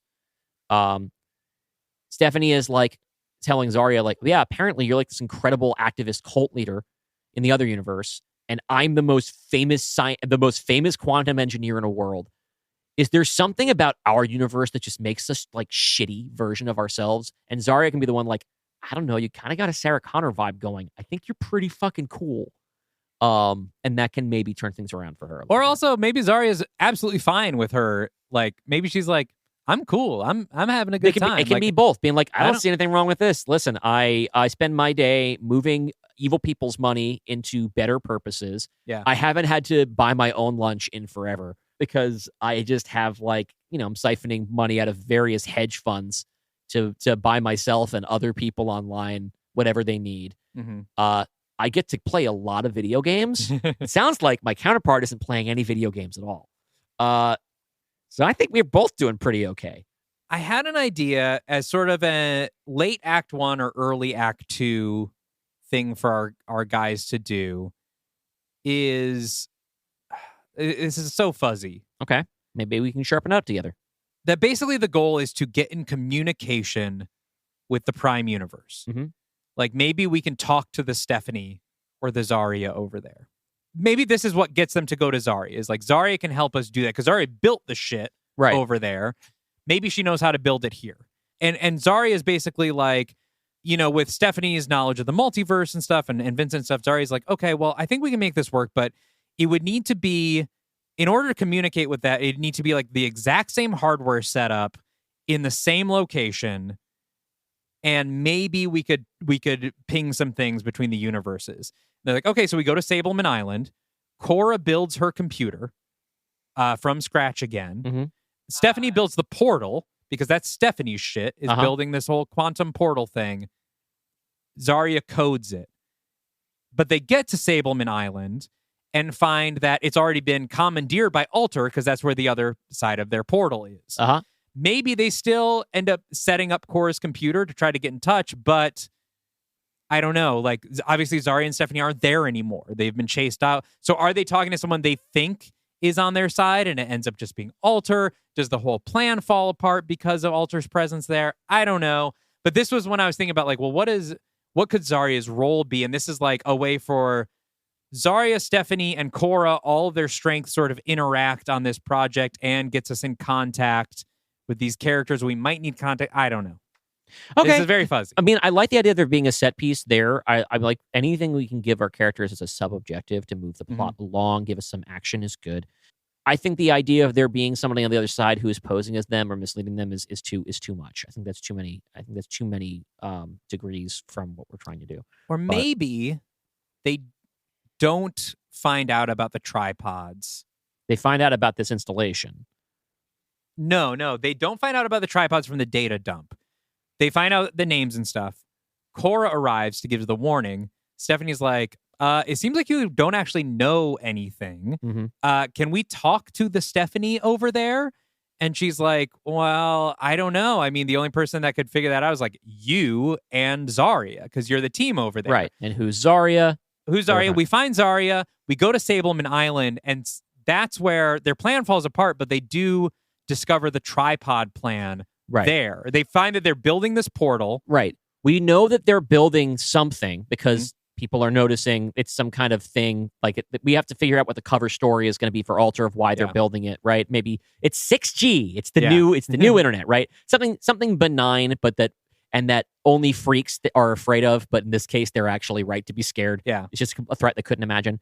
Something for them to be watching on a news broadcast and the first 5 minutes of the movie. The tripods, when they get activated at the end, it's gotta be like big sci-fi hours. Like they gotta like come out of the ground and be huge and like as big as a skyscraper. Coming up out of the ground is cool too because that's what the tripods do in the Spielberg War of the Worlds. Yeah, like building some sort of like, we know Ultra's building like these like underground silos or whatever, and we don't know what they're for. And at the end, they'll come out and transform into these big, giant skyscraper antenna things, That's cool. I like that too.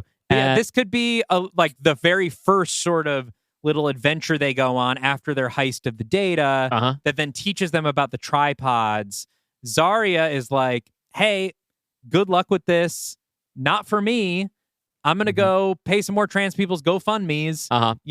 Like, good luck.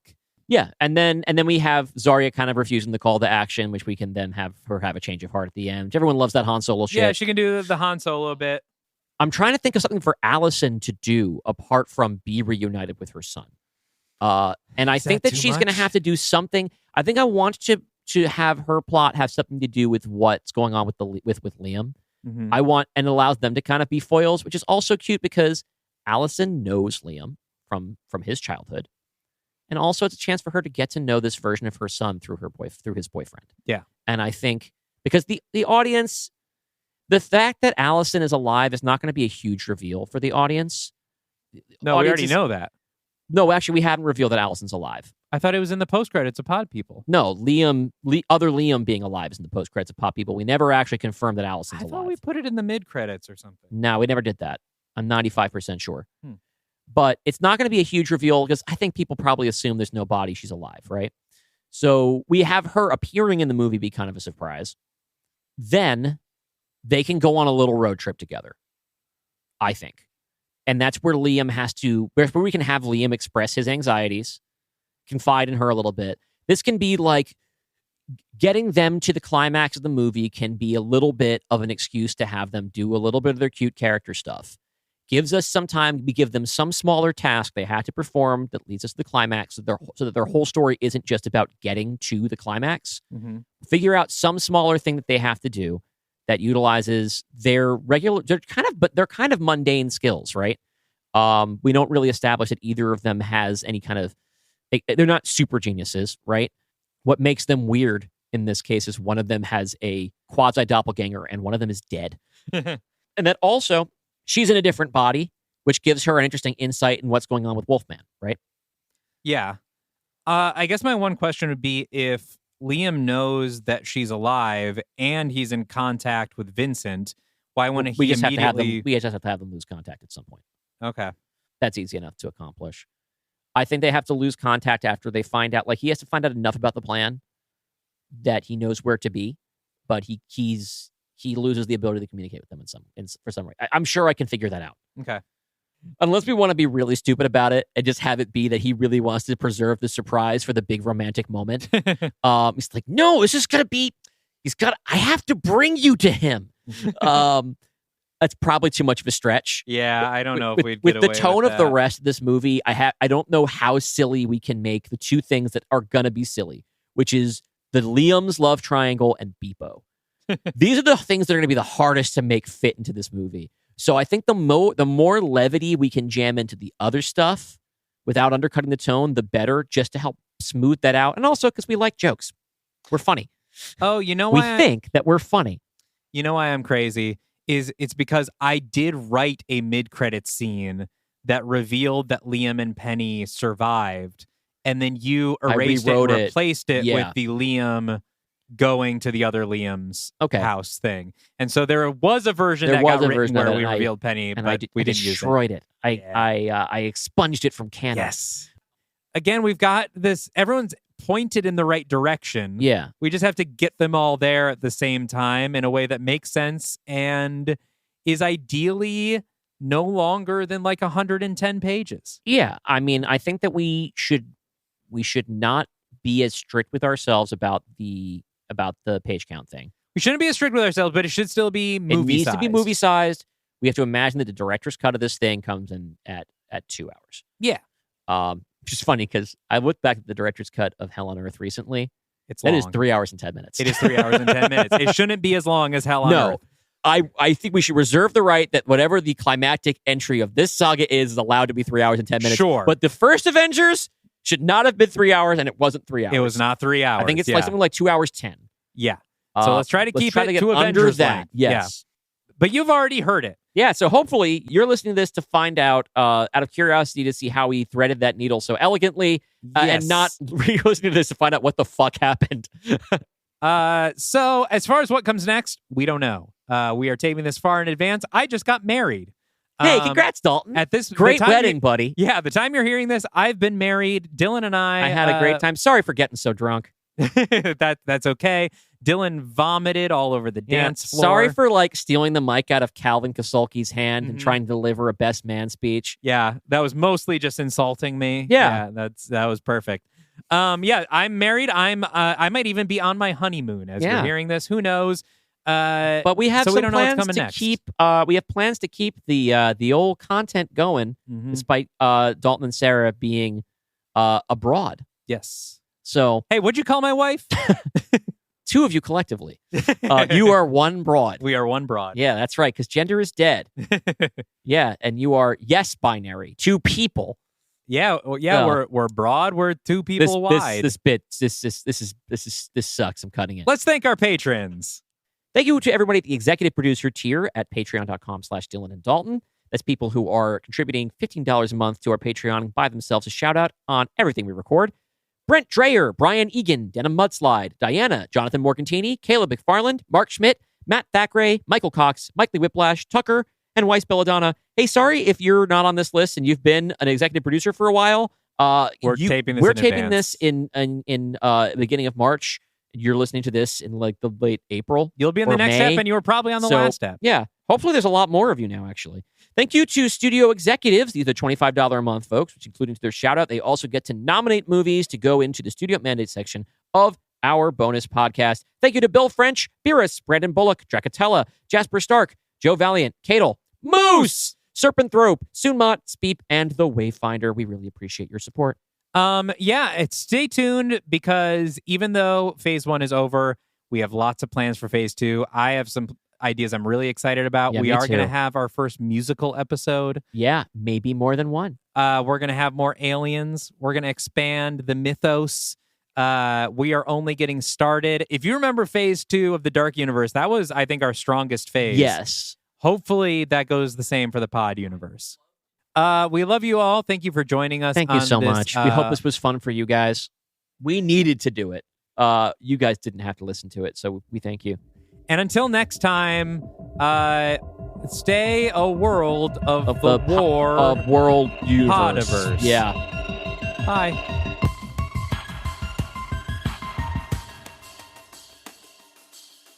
All right, so welcome back to the Pod Universe. We're still here. Even though we just signed off. This is a joyful occasion, all right? So 1 month has passed, during which we have written date, March 31st, 2026.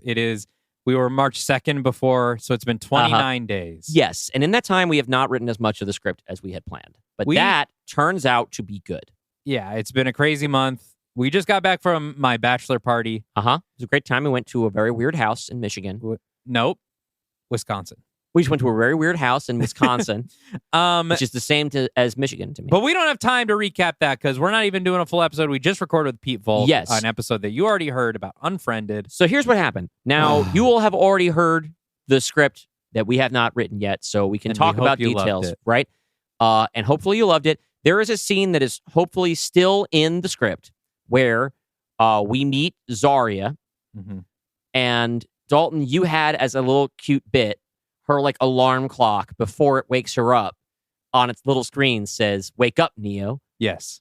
And it reminded me about something that hadn't entirely been a completely new idea in my head, which is that, I think that sometimes a movie I think that The Matrix is a beautifully structured movie.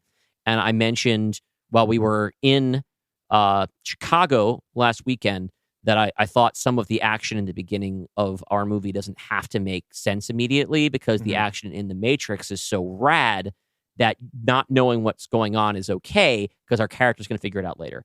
Now, those two things together, you put in that little nod to The Matrix, and a bunch of other problems we were having structurally with our script made me suggest, what would solve a lot of our problems if Xaria just became the central character and viewpoint character of the film. Which is funny because you, the listener, just heard us in the previous hour and a half. Dylan, first of all, saying that there's probably not any room for Xaria in this script. Yeah. And so then I, in my head, as I was planning this, was trying to minimize her role as much as possible. So what you didn't hear is what we've written over the last month is about probably 8,000 words of an Act 1. In which we had a lot of the gang coming together, Cora meeting everyone. That leads us to calling. But like Xaria appears about 8,000 words in. Yeah. And it was just going to be, they were going to meet her on Sableman Island, and then she was going to get kidnapped and all this stuff. But everything was feeling kind of messy because we had all these characters we had to establish. And so you reading Zaria's introduction, realizing like, this should be where Neo's introduction is in The Matrix, which is like 10 pages in max. And then she should be learning about this. We should learn the audience, the new audience, assuming anyone whose first chapter in this story is the crossover. Yeah. Should be able to learn the important stuff they need to know about how this universe works as Xaria learns it. Yeah. It solves so many problems because in the dialogue that we have, like, we have some cool action, we have some cool establishing of character motivation and relationships, but we do have that problem of a lot of these characters already know a lot of the shit we need the audience to know, and they're having conversations they shouldn't have, or we're trying to find ways to sneak this stuff in where it feels convincing, and it's just so much business. It just feels like business. And And I felt like we were getting 8,000 words into this, and I didn't know what the story was yet, you know? Yeah. It's just... It didn't have a spine. Yeah. And so we're going to give it one. We're going to use Xaria's spine. Yes. So after you messaged me this today, you messaged me like, hey, man, like, it really feels like she should be our viewpoint character, but that would be a whole different movie. And I realized that does work better, but yes, it is a whole different movie. But since then, I feel like Act 1 just like clicked for me, and now I know what it should be. Tell me about it. So here's what I've been thinking about today. As we've talked about, we sort of have a mess for ourselves, right? Like, we have a lot of different characters. We have a lot of information, and we need to provide a resolution, but we also need it to feel like a movie. With everything being so complex, I think the spine of this just needs to be a simple hero's journey for Xaria. Yeah. We need to give her, like, literally the bare bones, as straightforward as possible hero's journey as the spine that can then leave us room for all of the other things we need to happen around that. Yes, which is also happens to be exactly what The Matrix does. Exactly. Yes. We are going to be cribbing The Matrix, but our story is different. Yeah. And the hero's journey is everything. Yes, so but the reason why it's so important, I mean, the reason why I'm pointing out The Matrix does it is because The Matrix as a concept, as a pitch, is so complicated that in order for the thing to hold together and to be accessible, at least until you get to the sequel, Neo has to be more or less an audience cipher. Yes. And that's fine because that's what keeps it from being overwhelming. Yeah. So here's what I think we do. The cold open. At first, I thought about scrapping it entirely and just starting with the action sequence you wrote of them invading the facility. I don't think that will work because I think to be introduced to everyone that way, and then, like, in The Matrix, we only really meet Trinity. Trinity and Smith, yeah. Yeah. If we introduce kind of everyone and then reintroduce them later, I think that's a little messy. I think instead, we start as we do now in the Prime universe, but everything is from Xaria and Stephanie's perspective. Of them, we can get some of the exposition that Mr. D is doing, but it's from the perspective of Xaria and Stephanie hiding in the vents. Their place has just been taken over, and we get more of their interaction because I want us to see who Xaria becomes in this other world where she has become the face of the resistance, right? A great thing about using Xaria as our main character is late adopters set her up so much. Yes, she's been built up as a legendary character for our audience. And so now we're going to meet. It's like if you had the first Terminator movie, spending the whole movie talking about how cool Sarah Connor is before you meet Sarah Connor. Or if another character who is on a fairly basic hero's journey in order to make a really complicated plot more digestible. Or if there's a whole movie about the Nebuchadnezzar. Right. And Morpheus kept talking about, we got to get this Neo guy. He's the one, you know, like, but we knew all those characters already. So we see her as she is. We see her bickering with Stephanie. We see what that relationship is like. Yeah. But we also just see her apply some of the incredible skills that she has. Like, you introduced the idea of this AI that she's built. Yes. I think that we see maybe she employs, what is her name again? Hella. Hellnet. Okay.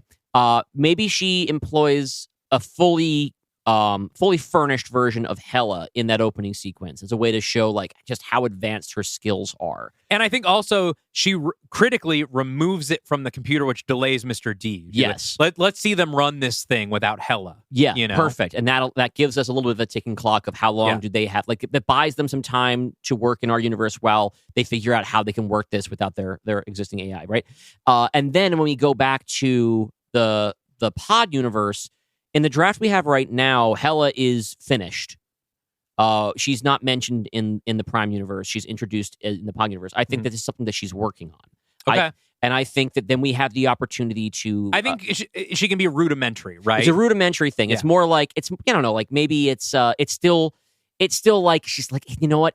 My goal is to make a real AI, not another LLM. And this kind of feels like this is just like everything else, right? Mm-hmm. And she has to find that spark in herself, tie a little bit into a crisis of confidence that she has to get over, like so many Campbellian heroes. Yeah. And then I think that we can swerve them a little bit where when it seems like there's a breakthrough, in actuality, Beepo has shown up.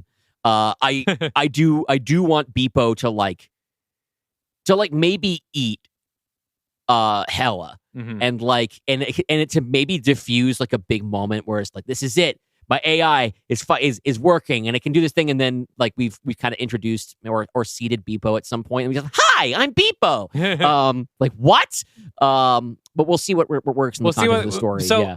I think after our cold open, as we sort of talked about today, then we go to Wake Up Neo, right? And it's Hela waking up Xaria, and that has to be our only direct nod to the Matrix in the whole script. Absolutely. And Xaria in the pod universe is a fucking mess. Like, even more so than I think she's in our draft right now. In our draft right now, she talks about like an old roommate that owes her money. Mm-hmm. I think she's the roommate that owes money. Like, I think, first of all, she's not feeling well because I think the pod is already in her room. Yeah, then we keep that thing. So she ends up getting these messages from what turns out to be Vincent, but they're just text right now. That's like, you need to get out of there. She goes and she talks to her roommate. Her roommate's like, hey, you owe me like $10,000. Have you gotten a job? Have you made it? And she's like, look, as soon as hell is finished, like, you know, then I'm going to be able to monetize it. But she's like, she is a deadbeat. And I also think kind of her thing is like, her defense mechanism is kind of being an asshole. I think she should be kind of an asshole. And I think we were talking about how, like, what is this movie about? And we've talked about how a lot of our characters are like are separated from family.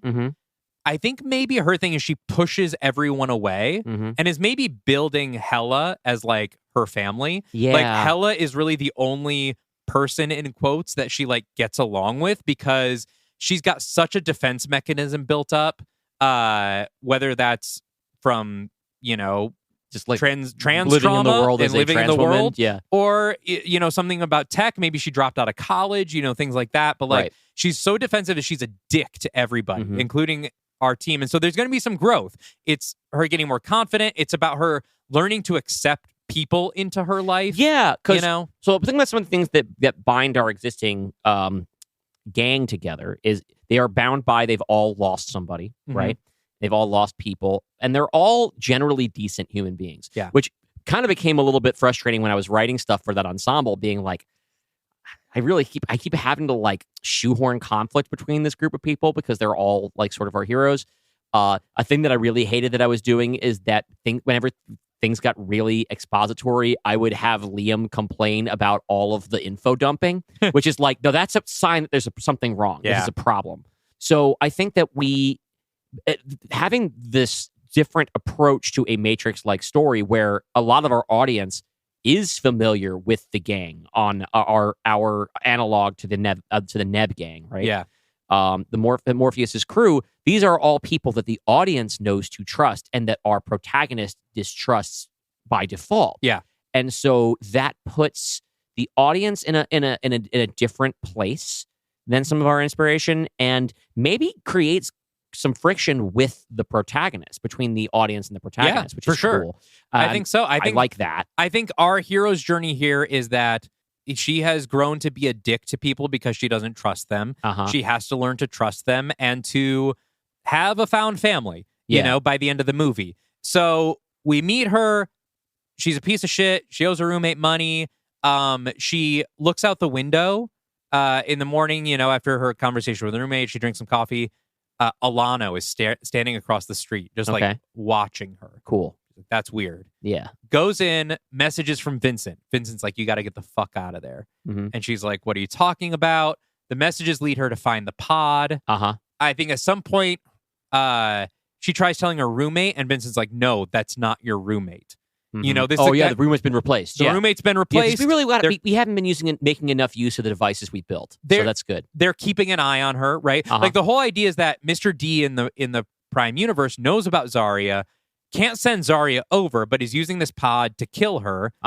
It makes sense they would replace her roommate, right? Yeah. With not even her roommate, just somebody, to keep one an eye of theirs. On her. Yeah. So Vincent tells her to like get out of there, blah blah blah. She meets our heroes end of Act 1, right? Like we can do kind of an abbreviated Act 1 that is just getting Xaria to meet up with the rest of the group. I think at this point, Cora and Arthur and Bill are just going to have to be part of the gang already. Their meetup is just going to have happened off screen. Yeah, maybe someone can talk about it. But what's important is one of the problems we're having is the lore is very complicated. But our audience already knows it.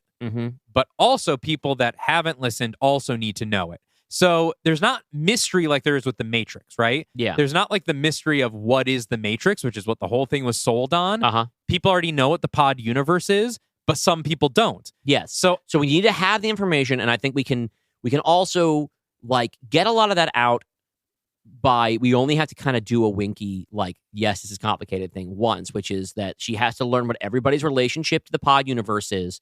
And it can be like through character introduction. Like, here's Vincent, his father, was part of this company and got replaced. They tried to replace him too, and he ended up having to kill his double.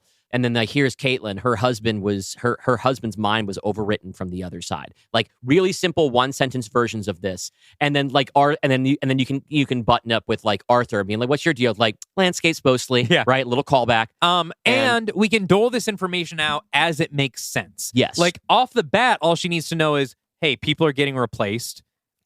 By someone from another universe. Not all these details are going to be important. Yeah, not all of them are going to come, or they'll get explained when they're important, right? Yeah. But as soon as she meets them, we can now start having side scenes like Vincent and Arthur talking, but we always return to Xaria's point of view. But we can get the thing with like the two Liams and Vincent's kind of thing, but. Mostly people are going to be side characters. Yes. And I think that's okay. Yes. Because they've all already gotten their own movies. That's what I was thinking. All right. So I feel like one of the problems I was having, and I'm sure you were feeling this too, is that you want your crossover movie to be the next chapter of all these character stories. But because we didn't establish any one central character for the movie to be about, there was this pressure to try and make all of these characters the main character, and they all had to go through this profound change. And I'm like, I don't even know if we were sure what all these changes were going to be. So now getting to make this almost like it's Xaria's story, and for all the other characters, like you said, they've gone through their big change. So we can either simply have the final form of those characters there, the ones that we're not interested in doing full sequels with, right? Or it's more like we are checking in with them.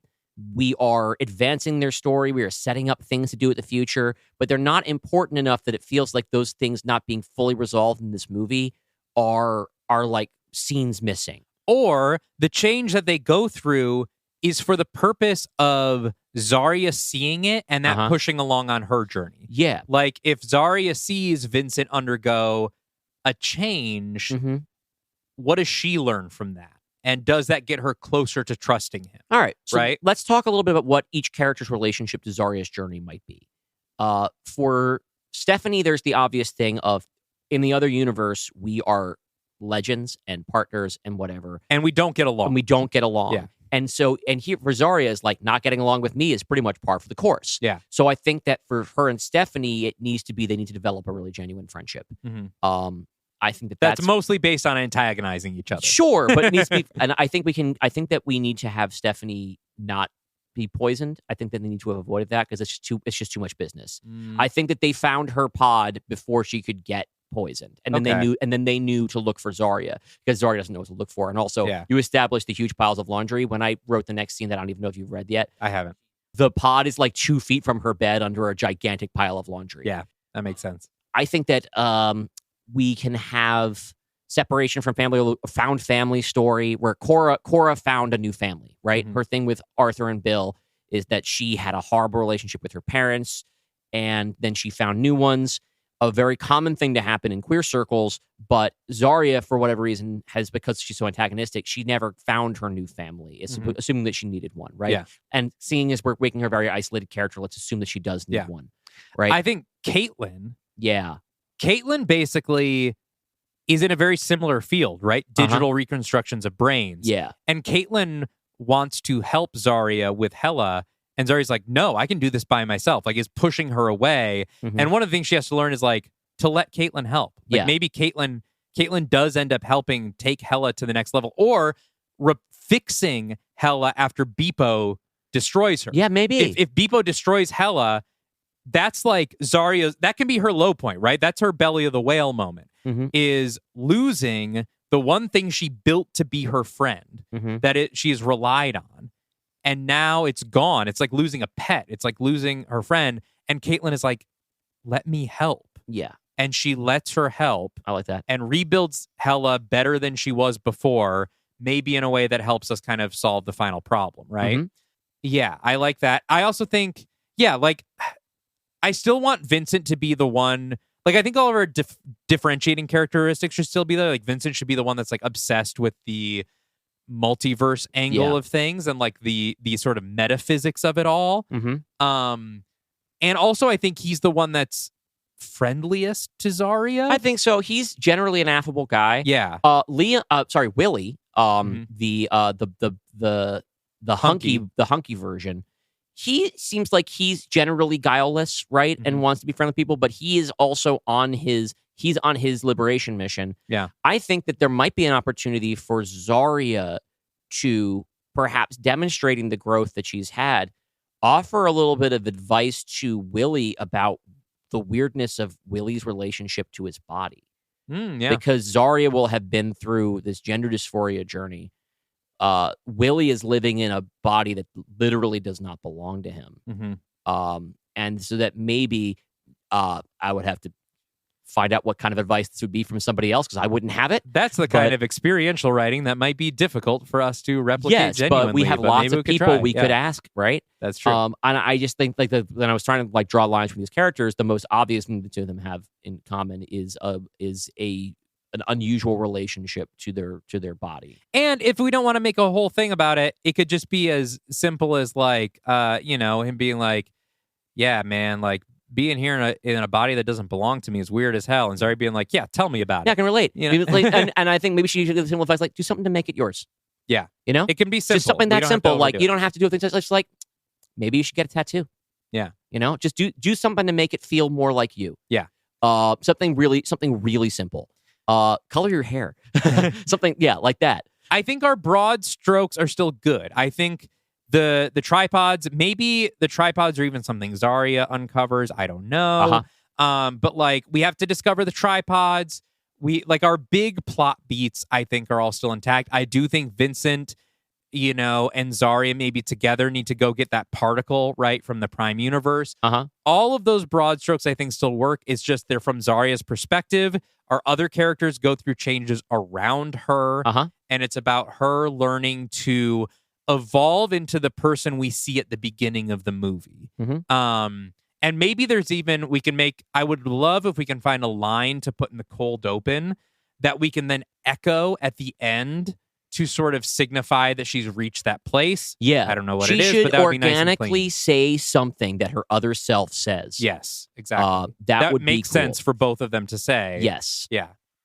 But it might be kind of cool if she says it in a slightly different context. Yeah. Where like the first time it is a broadly heroic thing, and the second time it is like the result is the same, but the reason she's saying it is different. Yeah. I'm sure we can find that in the writing. Yeah. Even if we have to backfill it. Yeah.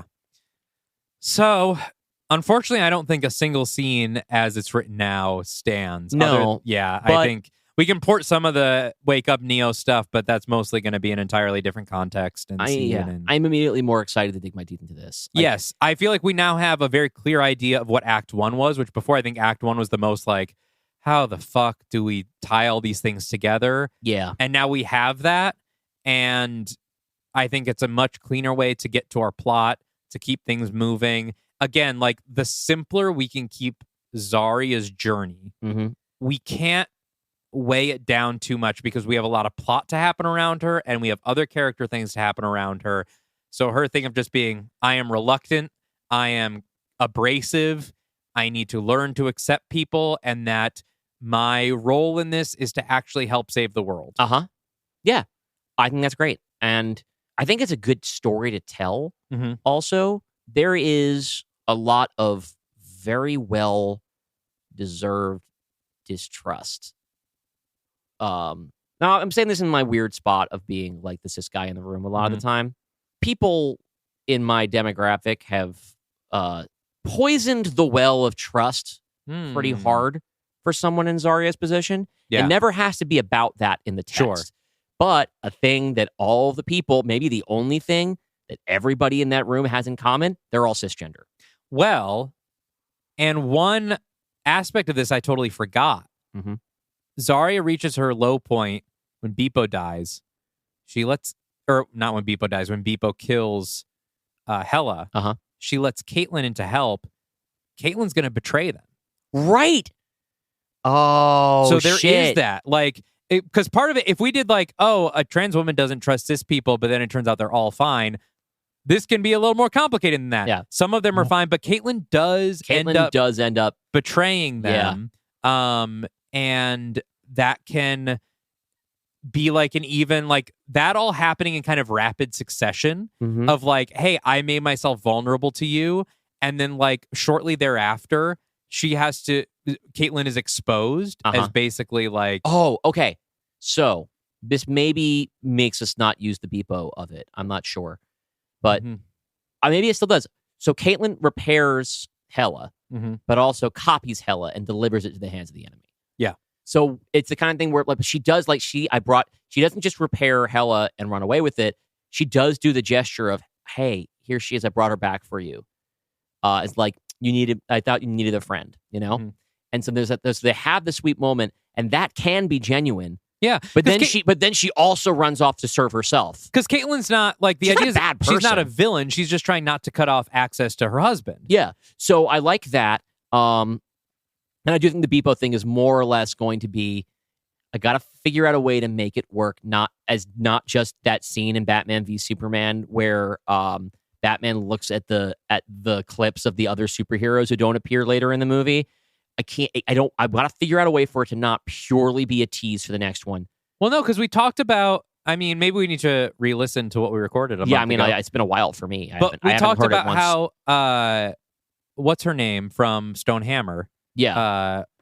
Solna would appear via video because Caitlyn and Solna have similar goals, which is to stop our group from completely disconnecting from the Prime Universe. Okay, yeah. The Stonehammer wants that connection to stay until they can get there and figure out what's going on and maybe use that connection. And Caitlyn needs to stop getting cut off from her husband. Right. And so the Stonehammer and Caitlyn's goal is, like everything here is good except we can't separate from the Prime Universe. And that's where the betrayal comes in. Right. I think that it would be difficult needle to thread, but I think just to keep it from getting so fucking confusing and weird, I don't know that Caitlyn, and by extension, like the viewer, directly knows she's talking to a space alien. We, the audience, know. Yeah. Because anybody who watches the show knows she's talking to a space alien.